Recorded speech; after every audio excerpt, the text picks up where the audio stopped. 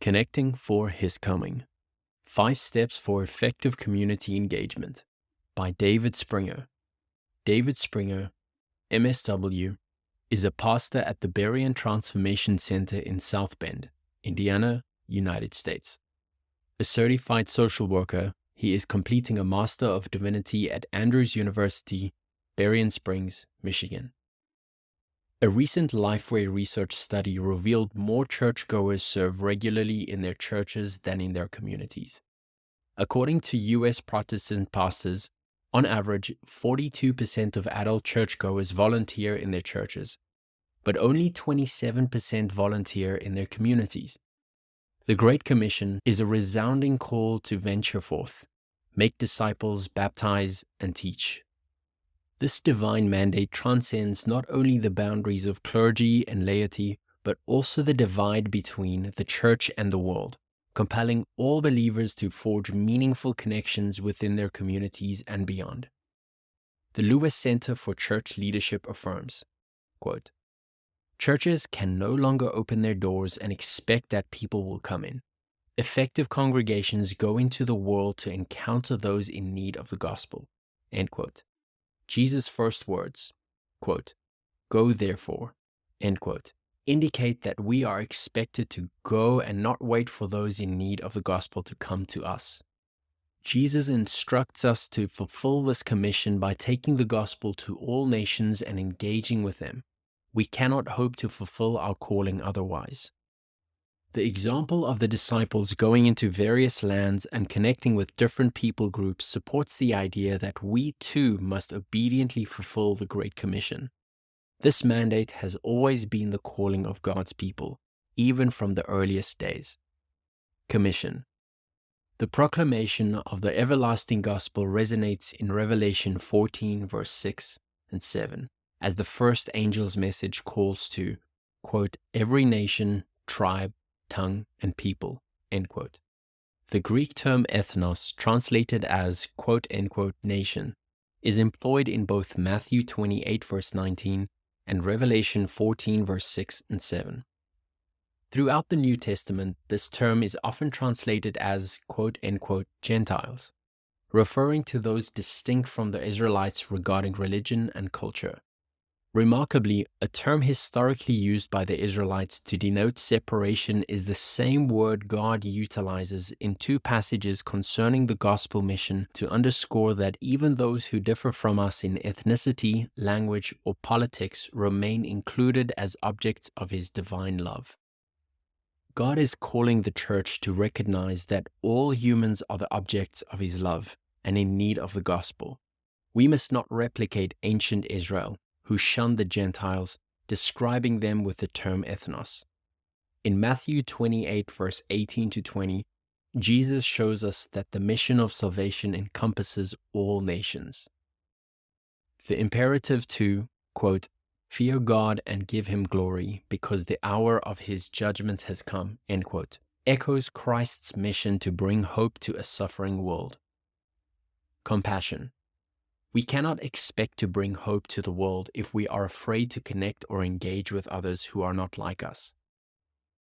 People must see in us the Spirit of Jesus, showing care for them in their brokenness, loneliness, and pain. This renewed commitment to interconnectedness is not merely a response to a globalized world, but a reflection of the Great Commission. This leads us to the question of what we can do to help our churches connect with the broader community. Pastors need to initiate and encourage open discussions on current community issues and work towards involving all church ministries in addressing some of these concerns, such as hunger, poverty reduction, equal access to housing and healthcare, human trafficking, and emotional, physical, and sexual abuse. The community members must see that the church cares for their well-being. Over the last 4 years at Berean Transformation Center of Seventh-day Adventists in South Bend, Indiana, I've had the privilege of serving as a community engagement pastor and had the opportunity to guide a driven team of pastoral interns and church members strategically engaging our community. Over the past 3 years, we've spearheaded and executed a wide array of community outreach initiatives. With the support of over 200 volunteers, we have coordinated joint pantry operations, facilitated hot food distribution, and provided skill training for residents in low-income neighborhoods. These initiatives have not only addressed immediate needs but also empowered individuals and families to build better futures. Furthermore, we have worked diligently to establish and nurture partnerships with various stakeholders, including city government officials and non-governmental organizations. Through these collaborations, we have been able to deliver vital coping skills programs for at-risk youth and offer essential resources to support the working poor in our community. One of our proudest achievements has been our support of advocacy efforts to secure funding for the launch of a mental health crisis center. Through persistent advocacy and lobbying, we received $2.5 million, ensuring that our community members have access to critical mental health services. Additionally, we have recognized the importance of language-inclusive community engagement and have implemented bilingual outreach initiatives to bridge communication gaps between local Spanish and English speakers. By breaking down language barriers, we have created a more inclusive environment where everyone feels valued and heard. Collaboration. Pastors and church ministries can take the following practical steps to engage with their community. 1. Conduct regular community needs assessments. To serve your local community better, it's essential to assess their needs and challenges regularly. Use statistical data obtained from specialist companies or various levels of government, where available, to analyze community needs comprehensively. Use surveys or interviews or collaborate with local organizations to gain a comprehensive understanding of the specific issues that residents face. Additionally, attend community forums or town hall meetings and initiate open dialogues to help address current issues and concerns. 2. Forge partnerships with local entities. Partner with local community organizations, nonprofits, churches, and businesses to address common concerns like hunger, poverty, and healthcare. Create ministry teams that focus on specific community issues to ensure a targeted and systematic approach to problem solving. 3. Organize awareness campaigns.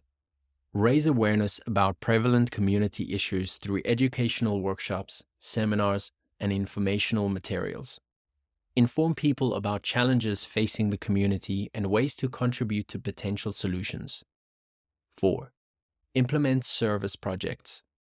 Engage in practical projects benefiting the community directly, such as food drives, clothing distribution, or local initiatives supporting vulnerable populations.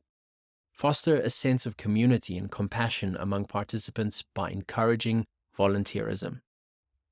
5. Evaluate and adjust strategies. Regularly assess the impact of church initiatives and seek feedback from both church members and the community. Adapt strategies based on evolving needs and challenges to ensure continued effectiveness. Connection. As we prepare for Jesus' soon return, we cannot neglect our duty to the rest of humanity, despite our differences. The attitude of Jonah reflects not only many in ancient Israel, but many in modern Christendom. Jonah's anger at God for sparing the lives of the Ninevites and his eventual lesson with the leafy plant reveals his feelings about people outside his nation of Israel. This cannot be our attitude. In embracing the global mandate of the Great Commission, churches must incarnationally engage with their communities, demonstrating a commitment to address needs and foster positive transformation. Through authentic connection, obedience to God's command, and a renewed commitment to interconnectedness, we can fulfill our mission of spreading the hope and love of Christ to all nations.